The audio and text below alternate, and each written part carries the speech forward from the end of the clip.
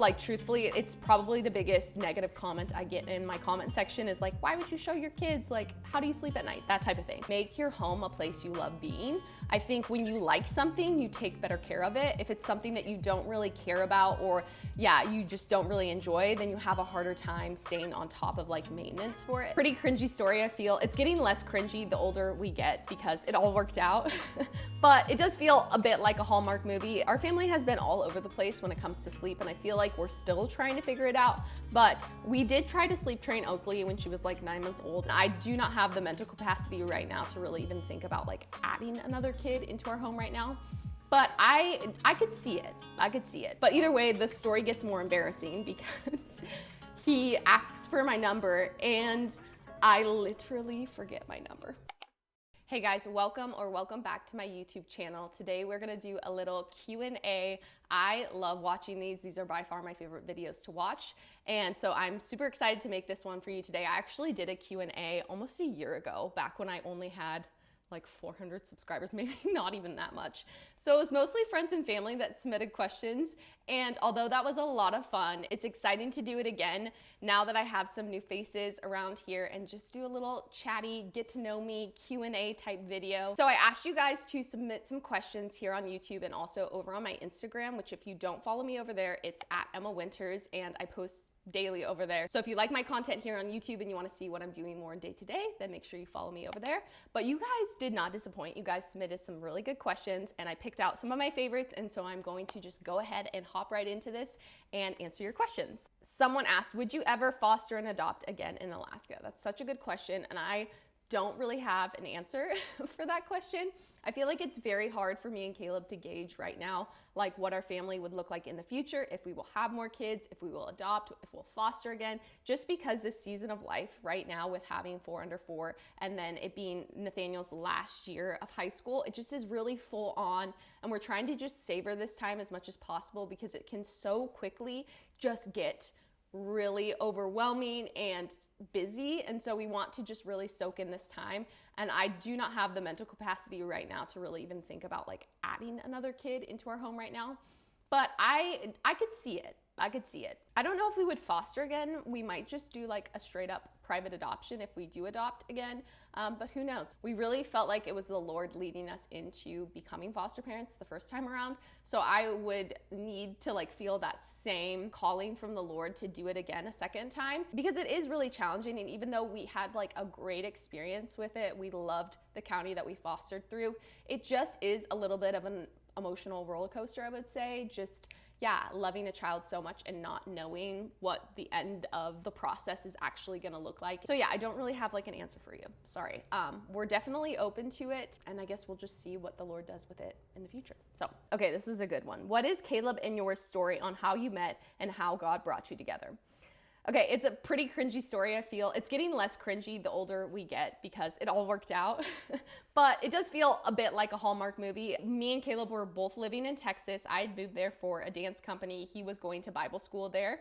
And I had been in Texas for, I think, 3 years. Yeah, it was 3 years at this point, dancing. And I decided to take a step back. Whoa, geez, my hair. I decided to take a step back from dancing and was moving more into just teaching. So I was helping a friend start an arts department at the Bible college that Caleb was going to. So because I was on staff there, I was able to go sit in on some classes and like worship times and stuff like that. I just saw Caleb one day and was just like, he is so cute. Like, I was just like instantly obsessed. And so of course, naturally, as like a 23-year-old, I went on Facebook, found him, and then completely stalked him. Of course, I did not send a friend request because I was just like honestly so socially awkward when it came to boys.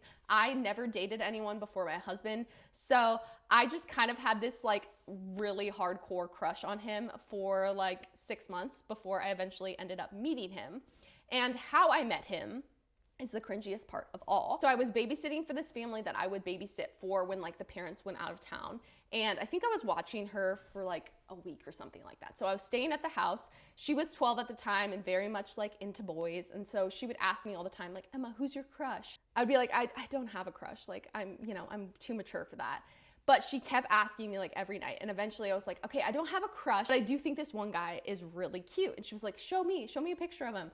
And so I go on Facebook, you know, never added him as a friend, and show her his picture. And she was like, are you kidding me? I know him. Like, he goes to our church. This is awesome. Like, he'll probably be there on Sunday. And immediately after I said it, I was like, what did you just do? I was still babysitting her. So we went to church together. And then after church, she like ran off and went into the lobby of the church. It was a pretty big church. And I kind of like lost her in the sea of people. And I eventually found her. And where was she standing? She was standing right next to Caleb. And she was talking to him. And I was like, I know what's going on. She is probably telling him that I think he's cute. I'm like, this cannot be happening. So what do I do as like a mature 23-year-old? I run the opposite direction. I literally go and hide. I'm like, okay, she's eventually gonna have to come find me. She's gonna get hungry. She's gonna wanna go home. I'll be over here. She's gotta come to me. Well, like 30 minutes passed and I realized my plan wasn't gonna work and I needed to just buck up and go get her and get her home. So I walk over there and she's talking to him and she says, hey Caleb, meet my babysitter. This is Emma. I shake his hand, he shakes my hand, and then I'm like, hey, we gotta go. So I grab her, we get in the car, and I turn and look at her. I'm like, what did you say to him? She was like, oh, I didn't say anything. I just said that you're my babysitter and you're really pretty and you think he's really cute and you stalked him on Facebook. I was mortified, like absolutely mortified and terrified to ever see him again. So I decided that I was just going to avoid him for the rest of my life. And the next Sunday, the same kind of situation happened. I don't remember how long I was babysitting her because I was babysitting her for 2 Sundays in a row. So it must have been longer than a week. But anyway, the same thing happened. She was talking to him. I had to go get her. The second time, he actually came up to me and was like, I don't want you to feel embarrassed or anything, and I'll just tell her to stop. And I was like, okay, great.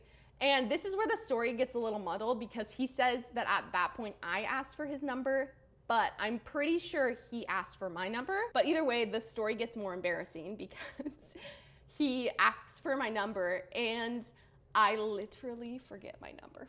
I forget it. And then I lie to him and say, I'm sorry, I just got a new number, I don't remember it.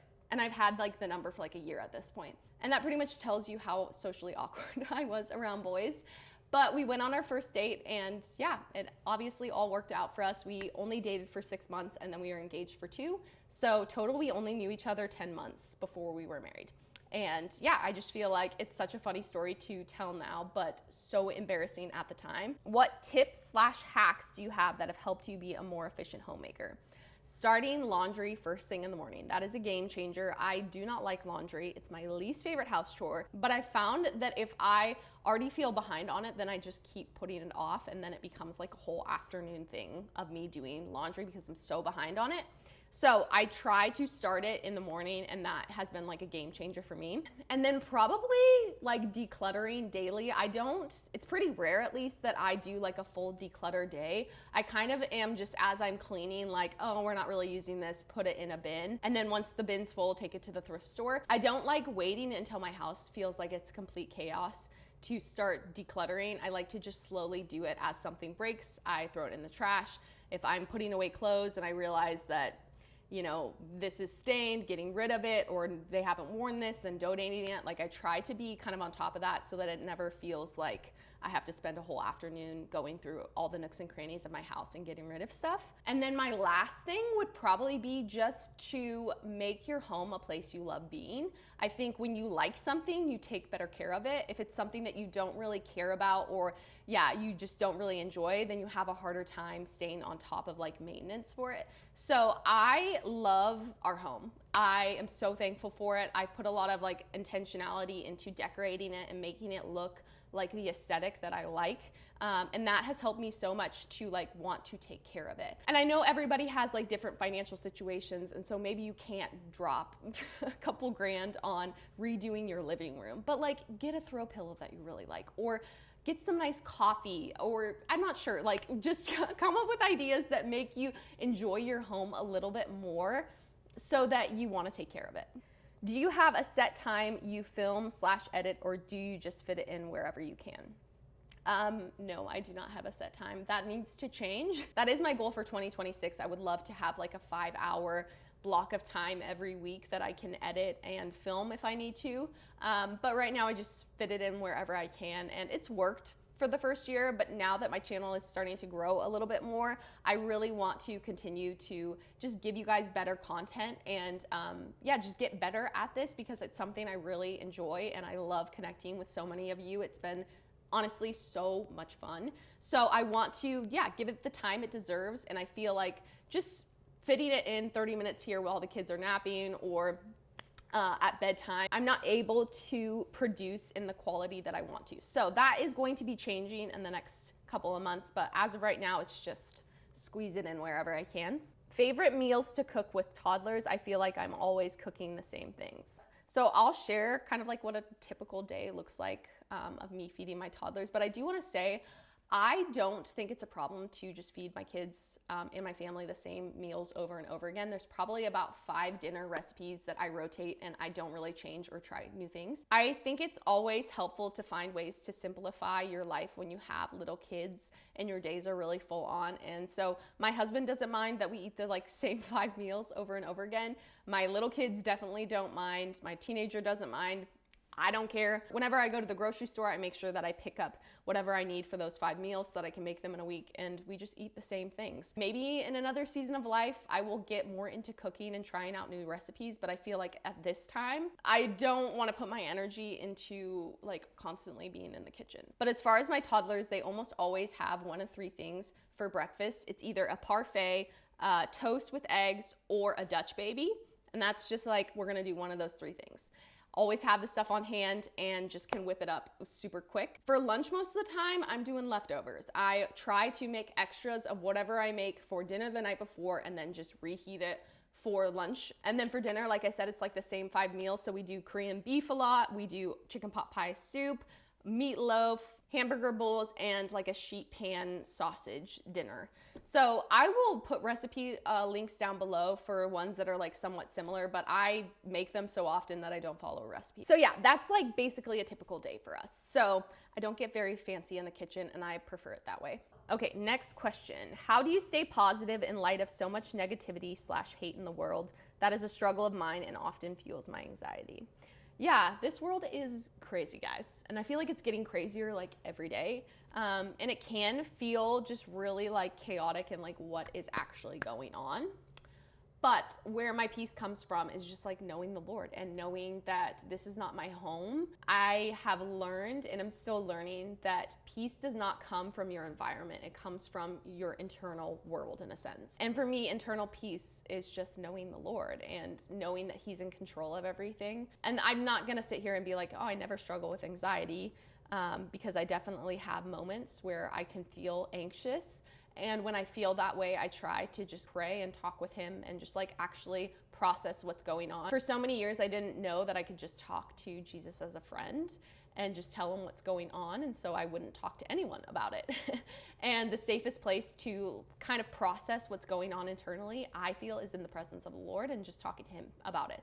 So that's what I try to do when I feel anxiousness or just the world, the chaos that's going on affecting me emotionally, is I try to just spend more time with Him and put on a good worship song and just ask for His peace and His presence. Do you sleep train at any point? Our family has been all over the place when it comes to sleep, and I feel like we're still trying to figure it out, but we did try to sleep train Oakley when she was 9 months old, and it went terrible, so bad. It felt like it was kind of traumatic for me. And so I really pushed back with the boys on sleep training. And when Cohen was 18 months old, he was still in our bed, still nursing all night long. And I eventually was like, Caleb, we got to get him out of the bed. And so we did sleep train him. And it was not bad at all, actually. It really only took one night and then he was fine. So I don't know. I do feel like it's kind of kid to kid as far as if it works or how they respond to it. I don't know what we'll do with Ollie. We do co-sleep, so he's in our bed right now, and I nurse throughout the night, and it's just what works best for us. So that's probably what we're gonna keep doing. I do wanna say though, I've heard kind of the holistic, crunchy world talk about how it can be really traumatic and cause connection issues with you and your child. And I think that some of those points might be valid, but I do think that it can kind of be a little bit fear-mongering. And yeah, sometimes it's better to just have your child cry for like a minute and go in and soothe them, and then repeat that a few times until they understand like mom and dad will always come if something's wrong. But I do think that like for us with Cohen, it was so helpful. With Oakley, I don't think it was helpful. So yeah, it's very child to child. It's very based on your personality. And also sometimes you just need your kid to sleep in their bed, and you're not gonna like destroy their emotional connections with people because you decided to sleep train them, personally is what I feel. So take it or leave it, but I don't know that I would really take sleep advice from us because we don't have it figured out. Before you started your channel, did you or Caleb have any reservations about sharing your kids online? And if so, how do you work through that together? So I almost wasn't gonna answer this question because I feel like this is a really hard one for me, but I know a lot of you are considering starting a YouTube channel and just not really sure how to navigate this decision, because it is a big decision. And also, like, truthfully, it's probably the biggest negative comment I get in my comment section is like, why would you show your kids? Like, how do you sleep at night? That type of thing. So the two main reasons I feel that people don't show their kids online is for privacy and also for protection. For privacy, I mean, the whole conversation is, you know, your parent is showing so much of your life online, and maybe in the future your child will wish that you didn't show so much of their personal life. And then the other one is protection. Obviously, there's a lot of wackos out there, and it is a wild place on the internet. So there is a concern there for sure. But how me and Caleb kind of came to the decision to share our family online, our kids online specifically, was I was thinking about before we became foster parents, I followed a family on YouTube that did foster and adopt a few of their kids. And I remember watching their YouTube videos like crying because I just felt God's heart so much, and it was something that I wanted to do so badly, and it really encouraged me that, hey, they're just normal people doing it. We could probably do it too. So that was our heart with the channel, as we wanted to start it to just show people what it looks like to foster and adopt. And I've had a few people that have followed me say that they have started the process of becoming foster parents or started the adoption process, and that is just so encouraging and exciting for me, because that is a big goal with my channel, is to just help encourage people that they can do it too. So as of right now, we are gonna share our kids online. I have been kind of strategic on how I do content, so that if in the future I feel like we don't wanna show our kids anymore, I could easily remove them from the content, and it wouldn't be like a whole like rediscovering how I even do YouTube, because it was all centered around our kids and our family. But ultimately, for your family and figuring out what's right, you just have to talk with your spouse and figure out what you're comfortable with and make sure you're in unity about it. It's kind of weird how it's become like a taboo thing. I remember when people first started not posting their kids' faces, and they would like post a family picture and like blur out their kids' faces. And everybody in the comments would be like, that's so weird, why are you doing that? And now I feel like it's almost done like a 180 flip-flop, and you get like a lot of negative comments if you show your kids' faces. So either way, you can't really win, and there's always gonna be people that don't approve of your decisions. So that's why it's important for you and your spouse to be on the same page. And I would also just say, do what's best for your family, and you can always change it. It doesn't have to be like a hard, fast decision. You can always decide, we're gonna pivot and do this instead. So that's been our approach so far, and I hope that kind of helps. Next question. What would you tell someone who is interested in trying out foster care but is nervous? I would tell them, don't let fear drive any of your decisions. I feel like when I have conversations with people and they say, I would love to do foster care, it's normally followed by something like, but I couldn't because I would just fall too in love with the kids and I would have a hard time giving them back. And I always tell people that say that, like, then you would be perfect for it. A lot of times the children that are in foster care are so used to just being a person that fills a bed in someone's home.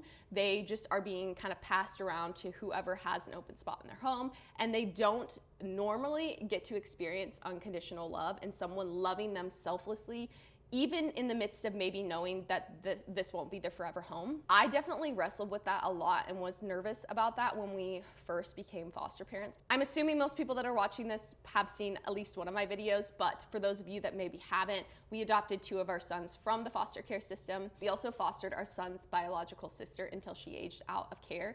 So we've only had 3 placements. I'm definitely not like the most experienced person when it comes to foster care.